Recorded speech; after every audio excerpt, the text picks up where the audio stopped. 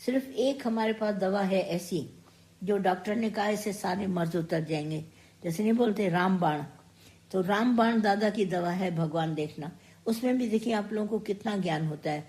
ये दूसरा शरीर देखा, हमको दूसरा दिख रहा है, फिर वो ऐसे कर्म करता है उल्टे सीधे, फिर उसकी स्वभाव ऐसा है, फिर वो ऐसा है। अरे तुमको देखा है, देख कहाँ है भगवान, देखो उसका स्वभाव कैसा भी हो, कर्म कैसा भी हो, उसका शरीर कैसा भी हो, संबंधी कैसे भी हो, गरीब है अमीर है, उल्टे सीधे कार्य करता है। तुमको क्या बोला राम नाम, रामबाण एक कौन सा बोला तुमको? बोला भगवान देखो।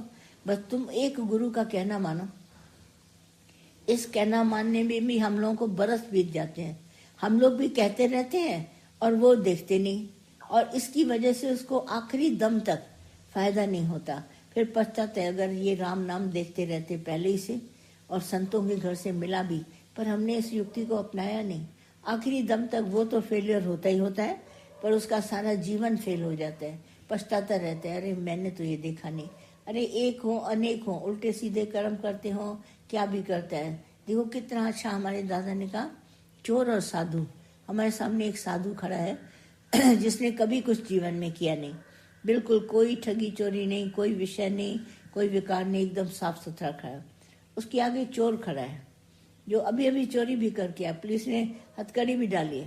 बोला दोनों खड़े हैं साथ में, और तुम दोनों को भगवान देखो, प्रैक्टिस करो।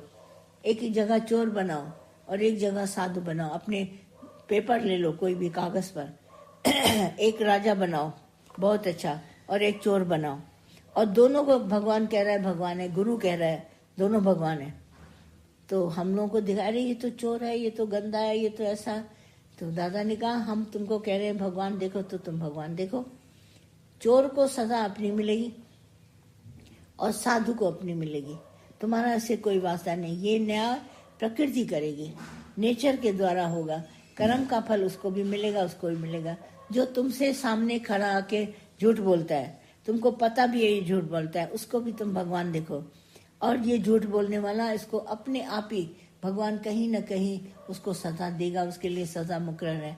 पर तुमको गुरु ने बोला है भगवान देखो। अगर तुम भगवान नहीं देखा, गुरु तुमको सजा देगा। फिर कौन छुड़ाएगा? जब गुरु सजा देगा तो कोई छुड़ाने वाला नहीं। तो इस बात को अच्छी तरह जानो, ये द्वैत भ्रम, ये द्वेष, ये बीमारी का डर और ये मौत का डर तुम्हारे अंदर से जाएगा ही तब जब तुम भगवान देखोगे। एक परमात्मा नहीं मरता दुनिया में, वो सदा ही रहता है। बाकी तो मर मर गए शरीर, आशा तृष्णा न मरी, कह गए दास कबीर। हमारे दास कबीर कह गए हैं कि कितने भी शरीर आए संसार में, सब शरीर गए, हमारे को टेम्पररी मिला है। जैसे नहीं बोला 12 बजे के बाद सिंड्रेला को बोला तुम घर पहुंच जाना, नहीं तो तुम्हारा जादू खत्म हो जाएगा। तो वो 12 बजे के बाद 2-4 मिनट इधर उधर हो गई तो उसका सारा जादू खत्म हो गया। भले वहां जूता छोड़ आई, पर देखो कितना बड़ा हुआ, जादू तो खत्म हो गया।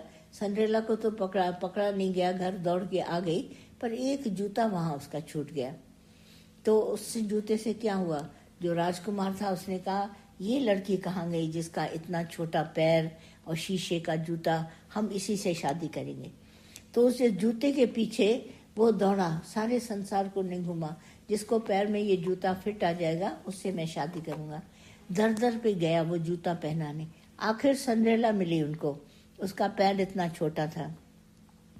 जब उसको जूता पहनाया गया तो एकदम उसकी जो सौतेली माँ थी उसको पहनने नहीं दे रही थी, और उसकी जो सगी बेटी थी उसको कह रही थी पहनो, उसको छोटा हो रहा था। और सिंड्रेला आई तो उसका मिनटों में पड़ गया। तो देखो एक ऐसा जादू भगवान ने खेला। तो सिंड्रेला को राजकुमार से शादी करानी थी और जूता जैसे फिट आया। तो आप कहीं भी देखिए फिटिंग, आप अपने देखिए, आप सारे एटमॉस्फेयर से फिट हैं, सब जगह से आप फिट हैं। जब आप फिट होंगे तो आपको सिंड्रेला का राजकुमार मिलेगा जैसे इसको मिला। आपकी फिटिंग ही नहीं है, आप अपने से ही फिट नहीं है। कभी कहते हैं हमारे जीवन में ये बड़ा खराब हुआ, मेरे को तो अभी ये है। तुम दूसरों को देखता है, अपने को फिट कभी समझता नहीं। कोई न कोई तुम्हारे में कमी है, इसकी वजह से तुम्हारा राजकुमार से शादी नहीं होगी।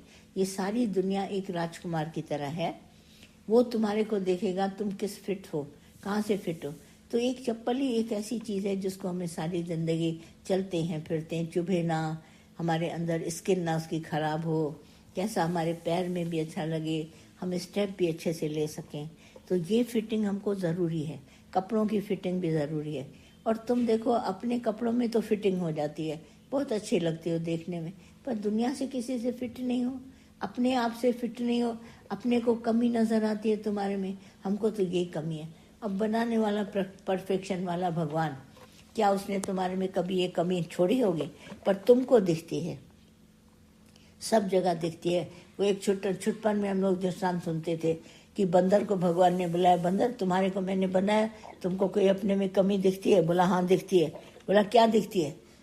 बोला हमारा पूछ न तुमने बहुत लंबा किया है। भालू ने बोला बंदर का पूछ लंबा है तो मेरे बाल बहुत तुमने काले कर दिए। एक दूसरे में स्मरण में दिखने लगी फिटिंग। तो भगवान ने बोला अब जैसा तुमको बनाया ऐसे ही तुम धरती पर जाओ।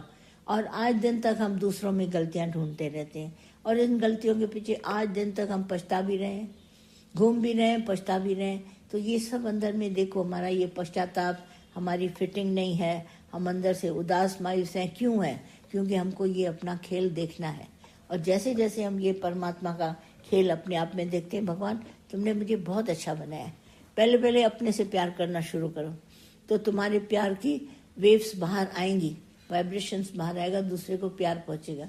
हम लोग क्या गलती करते हैं? हम लोग दूसरों को प्यार करते हैं, अपने को नहीं करते। पर यही प्यार अपने से करो, अपना बल्ब जलाओ तो वहां से किरणें निकले। जैसे सूरज आसमान में आया तो सूरज की रेज धरती तक पहुंचती है। वाइब्रेशन इतना है प्रकृति में कि आसमान में कोसों मील हमारा सूरज है, हम उसको पकड़ भी नहीं पाते, पर उसकी रोशनी, उसकी वेव्स हमारे को धरती पर पहुंचती हैं। अब तुम अपने को प्यार करो, तुम प्यार करते हो दूसरों को, तो दूसरों को प्यार करने से उसको प्यार वाइब्रेशन पहुंचेगा नहीं। अपना तो दिल खाली, अपना तो दिल मायूस उदास, तो दूसरे का दिल कैसे खुश करेगा? तुम अपने अंदर से देखो, तुमने ज्ञान सुना है, पहले तुम मायूस उदास न हो, तुम्हारे में उदासी नहीं होनी चाहिए। जब तुम अपने आप से खुश हो, अपने आप को प्यार करते हो, अपने आप को अच्छा खिलाते हो, अपने आप के लिए अच्छी कमाई करते हो, अच्छी तरह से चलते हो, अपने बदन की सफाई करते हो, अपने मन की सफाई करते हो, तो देखो दूसरों को भी होगा, दूसरा तुम्हारे को देख कर सीखेगा, और दूसरे के अंदर से तुम्हारा ये ज्ञान वाइब्रेट करेगा उसकी तरफ, और तुम सोचते है मैं उसको प्यार करूं। जो दूसरों को प्यार करता है ना, भाई सामने खड़े हुए हम इसको प्यार करते हैं, तो बोला ये नहीं है, सही नहीं है। उन्हें बचपन में दृष्टांत सुना, माता सुनाती थी, गीता भगवान भी सुनाते थे कि 10 जने गए नदी में स्नान करने।